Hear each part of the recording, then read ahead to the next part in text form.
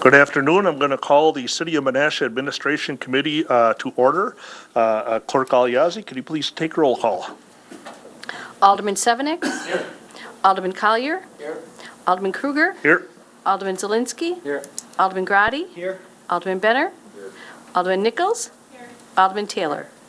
First thing on the agenda is the minutes to approve from the Administration Committee of October 16th, 2017. Is there a motion?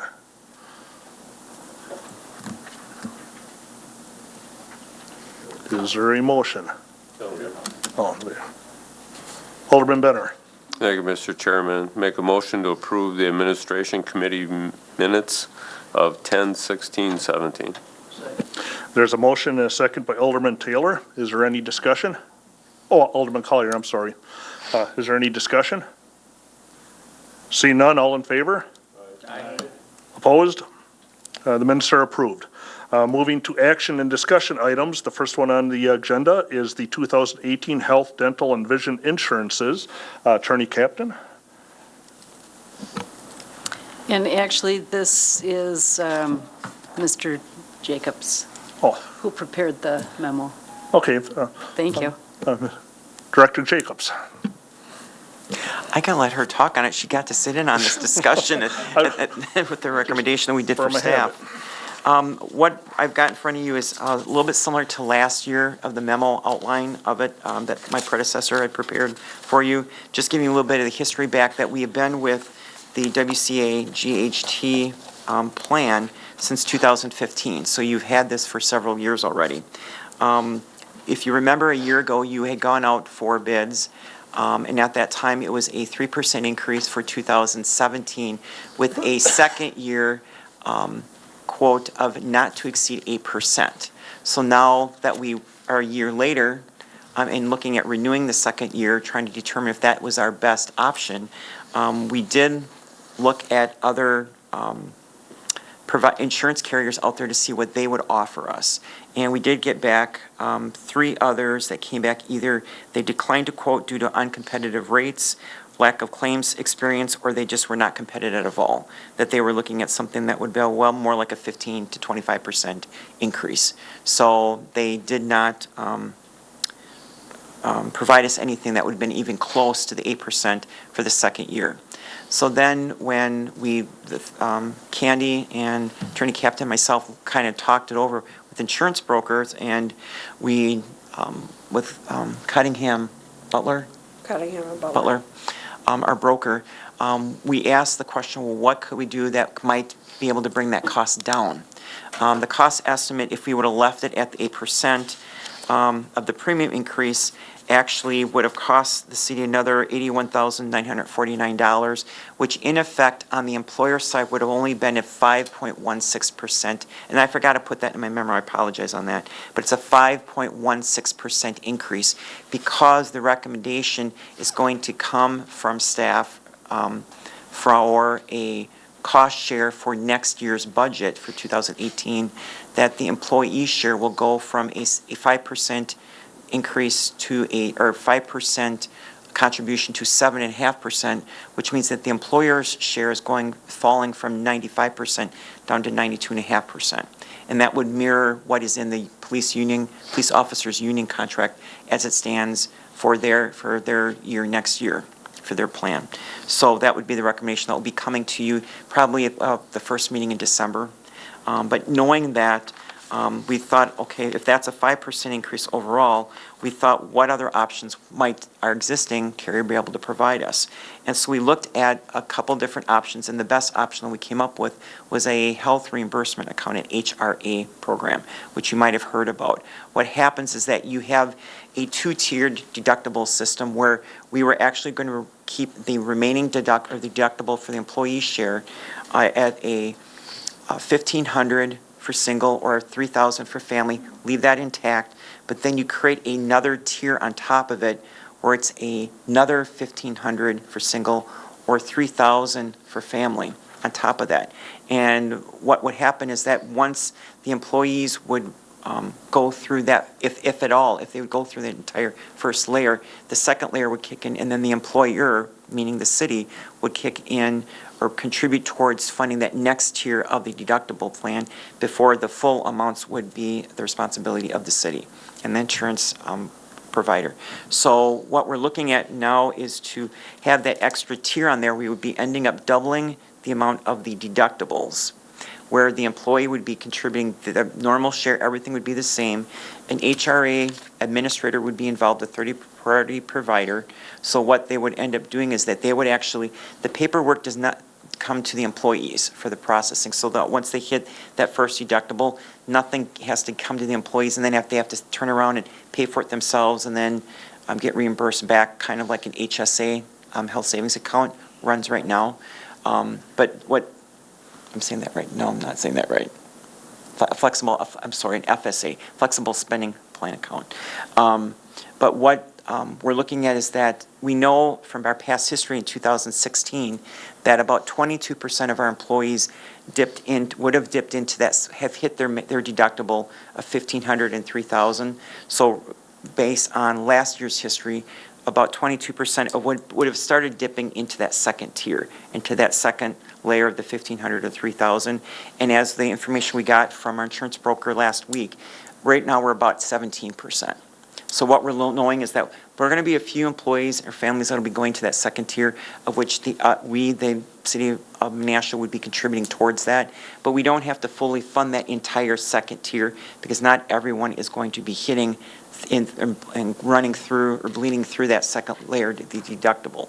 So with those quotes that we had gotten from them, they actually would reduce the amount of the premium. It would be a premium reduction of a 1.82% reduction, and then we would need to determine a amount that we would put aside, that we would budget, spread the costs across all the departments, and we were talking about a couple different percentages, and the average, nationwide average of employers that are providing a funding mechanism for this is roughly like about 15 to 30% funding level, and we wanted to stay on the conservative side since this is on something that for the first year we want to make sure we have enough funds put aside just in case. So the recommendation came from Cunningham and Butler to fund it at a 35% level for this first year, and then going forward, if there's monies left over that we put aside, that sits aside in an account for us so that we could just add to what we could lower that percentage, something lower, maybe down to 20% in the second year, and have those funds that we've already have aside that haven't been dipped into by the claims that have been processed through because they were unused for the second year or for future years. So this is the plan we're looking at, and with us then having this HRA mechanism in place, then our premium increase total for the employer side would not be $81,000 increase for the plan, but only be $41,597, and that's about a 2.62% increase. There again, the premium is actually dropping. However, the employer would be funding that HRA second tier of the deductible. So that is our recommendation tonight. And we've incorporated this scenario into our budget plan for 2018 that we would be having you adopt on November 20th with this HRA component in place. And then we will bring to you the recommendation at the first meeting, probably in December, on the cost share for 2018 for the employee share and the employer share, where the employee share will go up the 2.5% and the employer share will be reduced downward 2.5% for calendar year 2018. Does any of that make sense? It's a mouthful, I'm sorry. And then, okay, perfectly clear. So, but I tried to put it in words here for you and tried to and they sent us a diagram that kind of showed you how the two tiers actually work. And so right now we're only estimating that we would not have to fund that second tier a full 100%. I mean, that nationwide average is between 20 and 30%, but we're recommending, and they suggested to us to fund it at a 35% level, not knowing how just in case you have one bad year. But then if there's monies left over, that will carry forward, and then we would could decide in the second year, we could lower that something lower if we have a large amount of funds left over, and then we can make that HRA funding level go up or go down, and that's a decision that we can make here at the council level each year. Thank you, Mr. Jacobs. Okay, can I have a motion to recommend? Alderman Benner. I will make a motion to recommend for discussion because I do have some questions, but at this time, I'll make a motion requesting approval of maintaining the same insurance program and level of benefits to employees in 2018 with the addition of the HRA component and increase the deductible levels to $3,000 single, $6,000 family, with WCA/GHT to provide health insurance at the rates and terms listed above. And we have a motion and a second by Alderman Nichols. Is there any discussion? Alderman Benner. Thank you, Mr. Chairman. A couple of things. One, I was a little bit uncomfortable with the fact that we took the police department's contract and used that as an element for the rest of the city because they were giving things that maybe some other employees weren't through that contract. There's always been some, I'll call it for discussion, some disparity between the police department, of course, the fire department, and the rest of the city employees. It used to be when everybody was represented that there was some units bargaining for other units. I'm a little concerned with the way that this is worded, that the employees may have a perception when they see the $3,000, $6,000 deductibles. And is it worded in their insurance documents that they have that that's the way that that works? With that their benefits stay at $1,500 and $3,000 and that they will not see or experience anything to do with the $3,000 or $6,000 deductibles? When we are setting up, we are planning on having this item also on for approval by the council at the November 8th meeting, which is Wednesday this week, if this were to be approved tonight at the admin committee level. After that, we were going to be setting up next week some meetings with staff, with our broker will be here to explain how an HRA program works and to explain to them it is a higher deductible. However, everything that they have had with the previous 3 years with the existing plan that we've been under for GHT, they won't see any different paperwork. They won't see any different dollar amounts. We'll communicate to them that the deductible will be raised upward.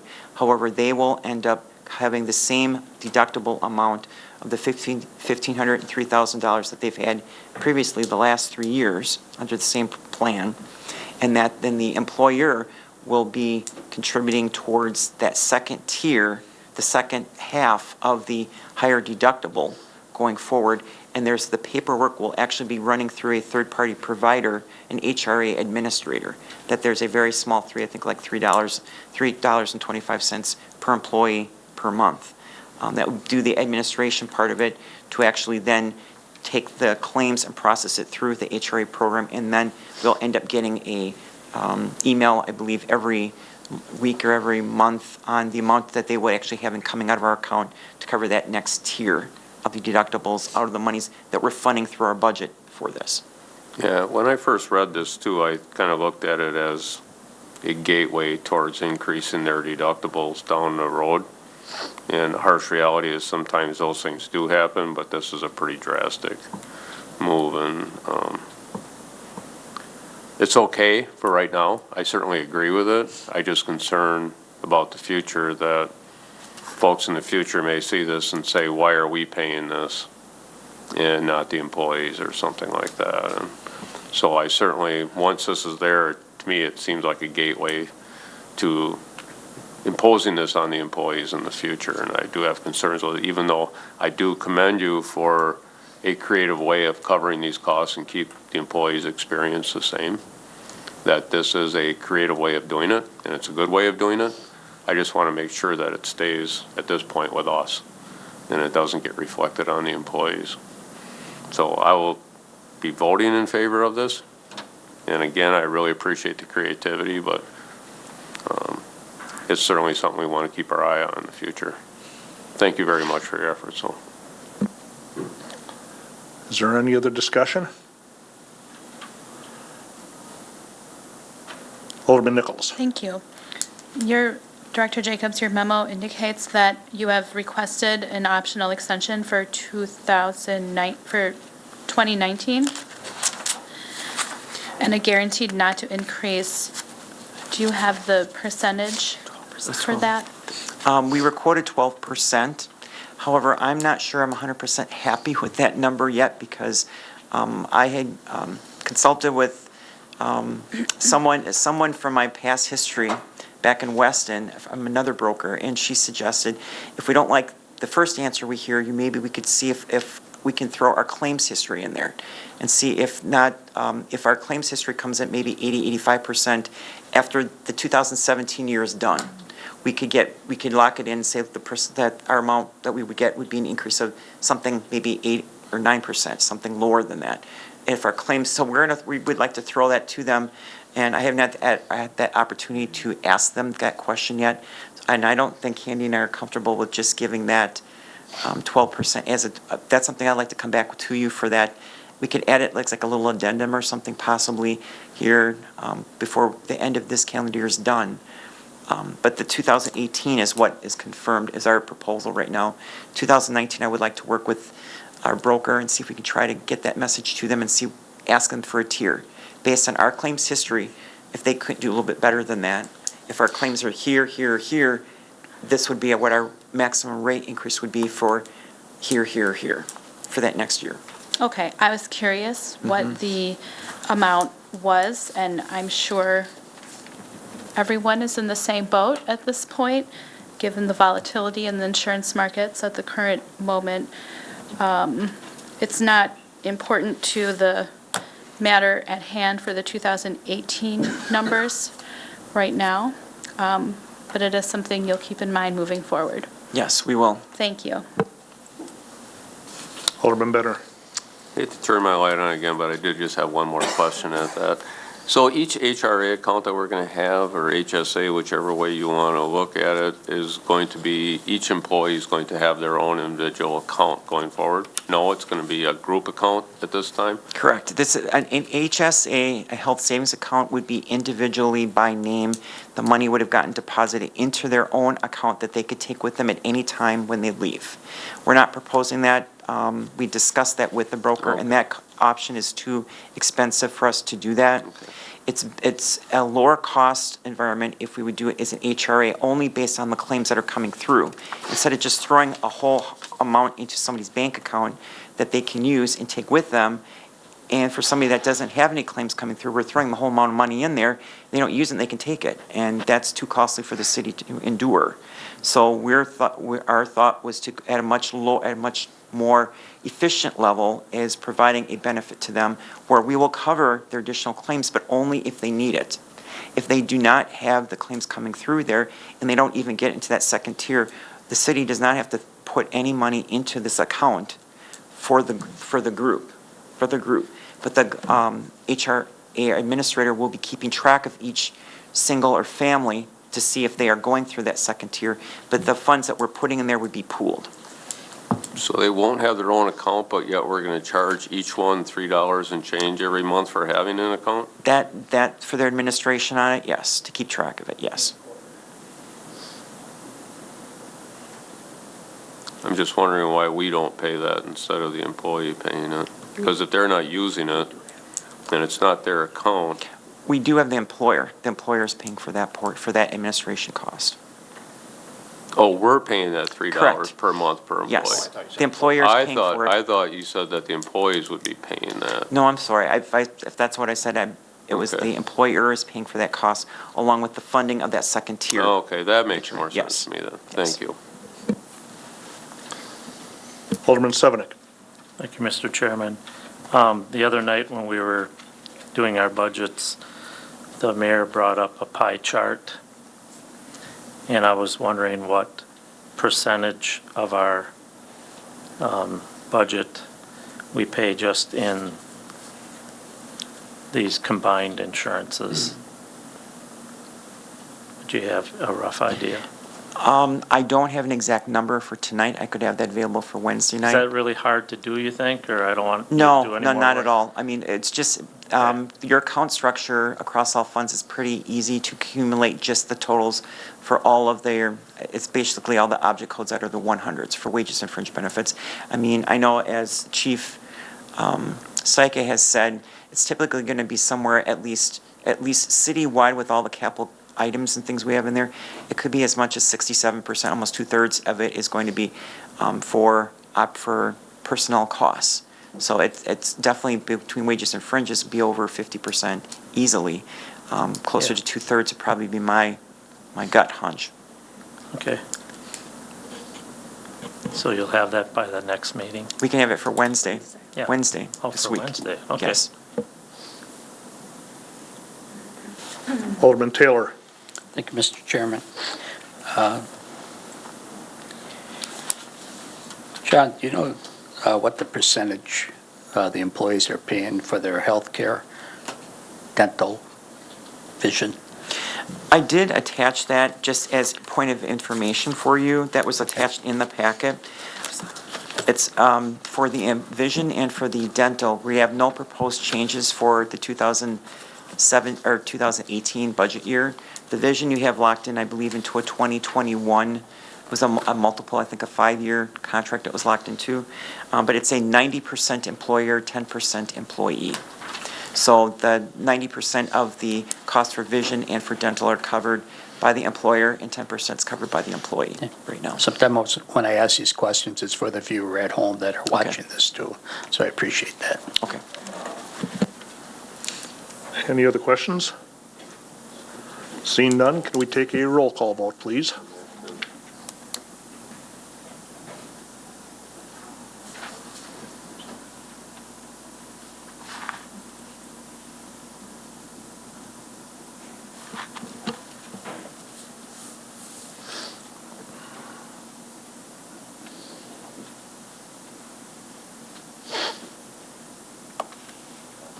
Motion carried on roll call 7-1. Moving on to item number 2 is the 2018 Municipal Property Insurance Company, the MPIC renewal, and this one would be for Attorney Captain. Thank you. What's before you is a renewal policy quote through the Municipal Property Insurance Company. You may remember that this company consists of the 3 municipal liability insurance carriers that are in the state of Wisconsin, including CIVMIC. CIVMIC is a third owner in the Municipal Property Insurance Company.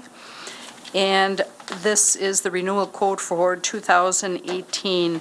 Just for your information, in 2017, we paid $32,591. So I was very pleased with the premium that was quoted for 2018. There is an increase, but it is a very small increase.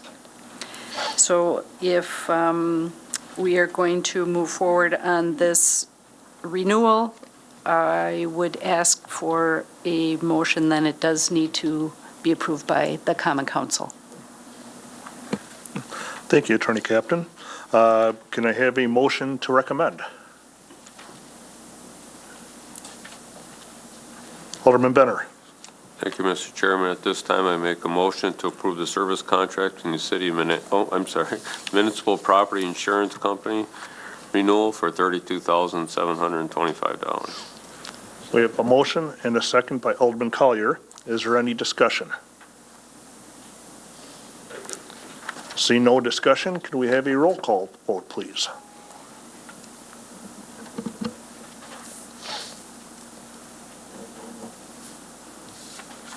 Motion carried on roll call 8-0. Moving on to item number 3 is the service control between the City of Menasha and the Fox Valley Humane Association. Chief Styka. So what you have in front of you is an updated contract. The last contract that we had with the Humane Association was from 2009. In that contract, it automatically renews every year unless either party would indicate that they want changes for it. Basically, the biggest change that is in this one is the way that the fees are going to be billed out.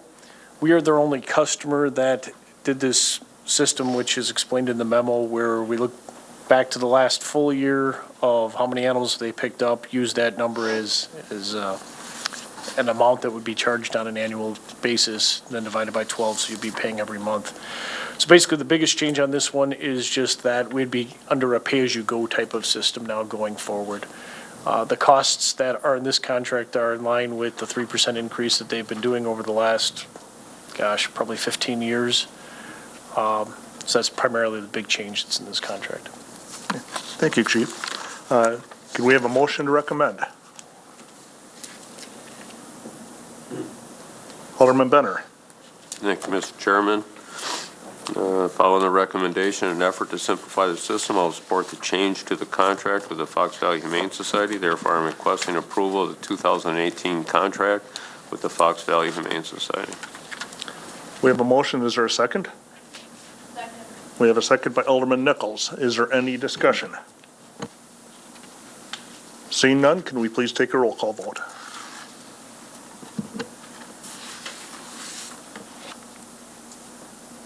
Motion carried on roll call 8-0. Moving on to item number 4 is ordinance O-13-17, an ordinance repealing and recreating Title VII, Chapter 1, Sections 7-1-1 and 7-1-16 of the Code of Ordinances, Dogs and Cats, introduced by Alderman Nichols. Alderman Nichols, we'd like to make the recommendation. Thank you. In an effort to begin discussion, I recommend that we forward to Council O-13-17, an ordinance repealing and recreating Title VII, Chapter 1, Sections 7-1-1 and 7-1-16 of the Code of Ordinances pertaining to dogs and cats. There's a motion. Is there a second? We have a second by Alderman Collier. Alderman Nichols. Thank you. This ordinance is before you this evening as a way to address concerns that have been expressed by members of our community as they relate to what have been referred to as dangerous animals. It was a collaborative effort between Attorney Captain, Chief Stika, and myself. We looked at ordinances from neighboring communities and determined what we thought was a workable solution for our community. The ordinance outlines, or it defines prohibited dangerous animals, and it also outlines requirements for keeping dangerous animals. Is there any other discussion? Alderman Zelinski. Oh, thank you. Read over most of this, and is there anything, what would be the major changes from the ordinance we have in place now that would be reflectant? I don't want you to go through all little details, but just Everything. some main things. Everything. In essence, the short version of it is it does give you those 3 different tiers. Right now, we had some conflicting language in our current ordinance as far as what gets a dog to the level that would be a dangerous animal. This one also will not allow Menasha to be a dumping ground for other communities, because if an animal has been deemed a dangerous animal in another community, they would not be allowed to be in Menasha. But primarily, it's kind of a tiered system now. We had a number of dog-on-dog attacks where it caused a lot of injury, where because of the way our ordinance was written before, it did not encompass that. So this gives a far better definition as to, based upon the circumstances of the incident with the animal, where it would fall into here, and then what safeguards the community has if that animal would be allowed to stay in there. Okay.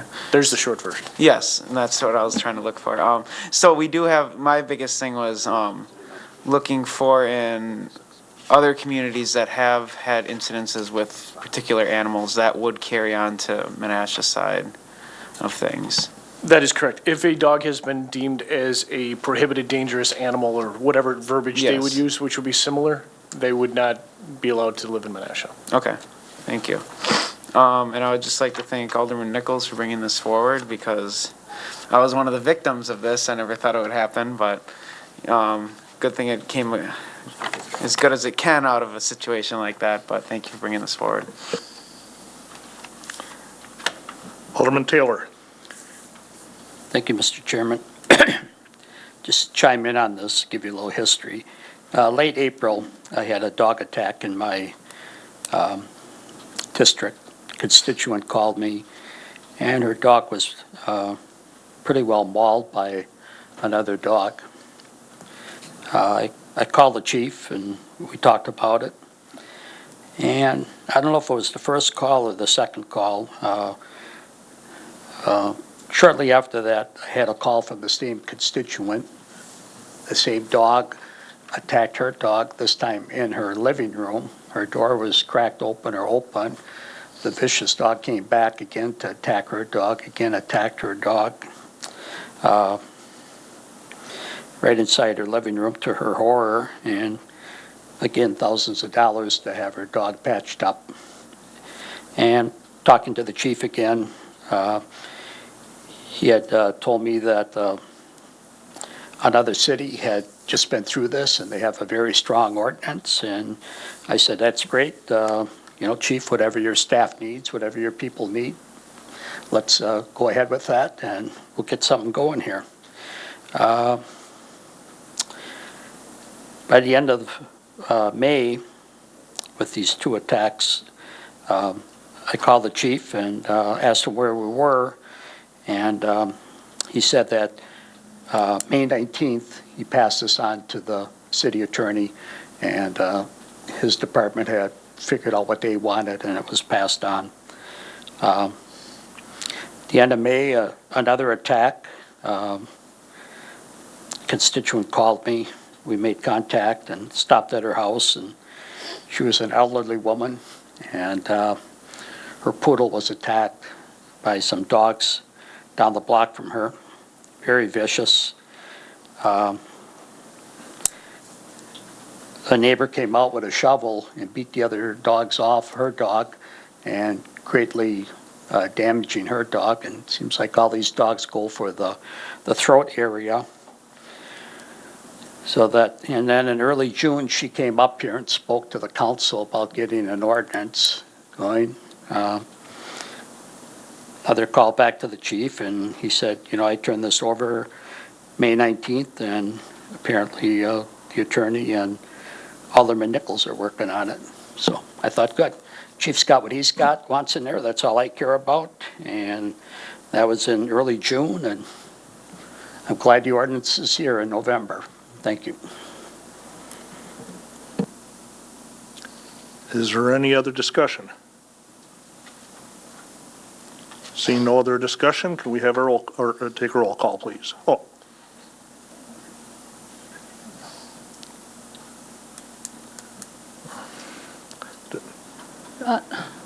Go ahead, Alderman Nichols. Thank you. My I'm sorry screen about that. froze. I got lost there for a minute. After rereading the ordinance one final time today, I did have a question that I called Attorney Captain on, and I do have an amendment to offer to this. And it is on the second to last page. And Debbie, I apologize, I didn't get this to you earlier. My evening didn't quite go as planned.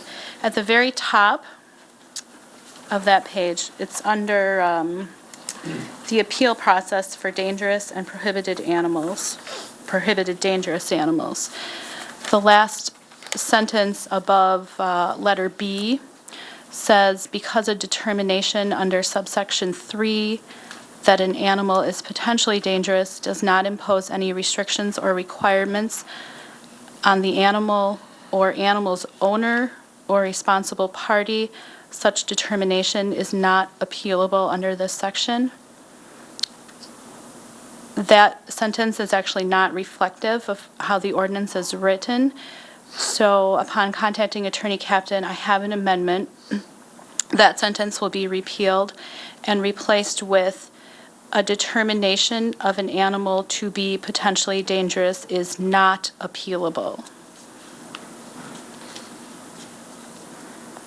We have a motion for amendment and a second by Alderman Zelensky. Is there any discussion on the amendment?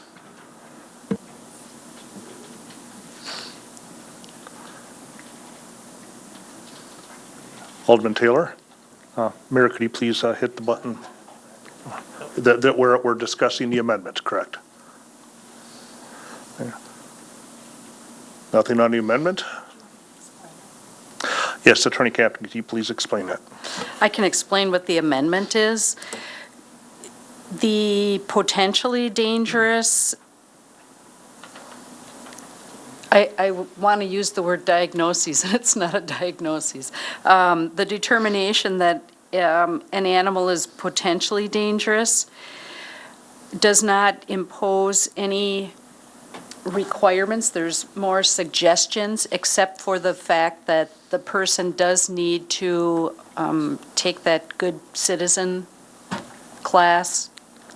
And so that's why when it was initially written, there were only suggestions and no requirements, but there is one requirement. So that's why the language just needs to be changed a little bit. But the only requirement is relative to that class being taken. And the thought process behind that was, by the time you get to the dangerous dog designation, it's kind of too late, perhaps. Obviously, that still would be a requirement, but shouldn't someone have to take that class and have their animal go through that prior to the dangerous dog designation at that first level? So that's what the change reflects. Thank you very much, Attorney Captain. Is there any other discussion? I would like to actually thank Alderman Nichols, the attorney, and the chief for working on this also. It was a well-needed ordinance change, and we're just waiting for the voting system to be reloaded for the amendment.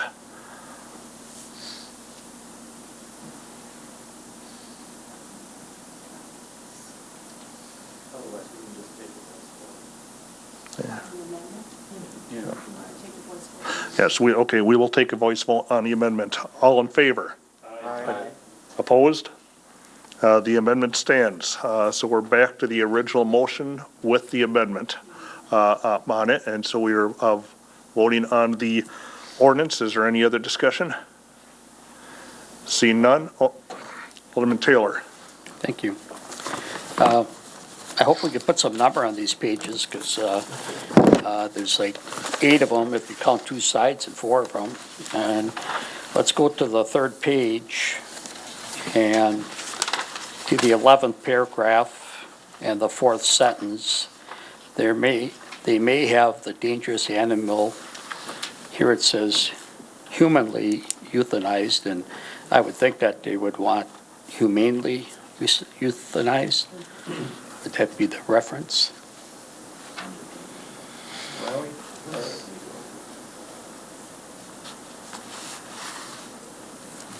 Are you making a motion to change the wording? Well, if that's, We're good. Okay, it'll be if that's what corrected, they okay. want, I don't know what, No, I'm no, just bringing that to your the attorney attention. just explained the correct wording will be placed in there when it comes to council then. Okay. And if they number the pages, because it's quite a lengthy document, thank you. Are there any other discussions? Seeing none, could we please have a roll call?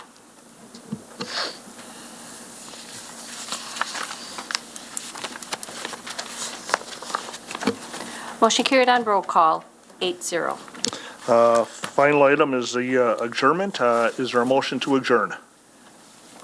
Second. Who made the motion? I'll make a motion. Okay. Alderman Benner made the motion. Growdy seconded it. Any discussion? All in favor? Aye. Opposed? We are adjourned.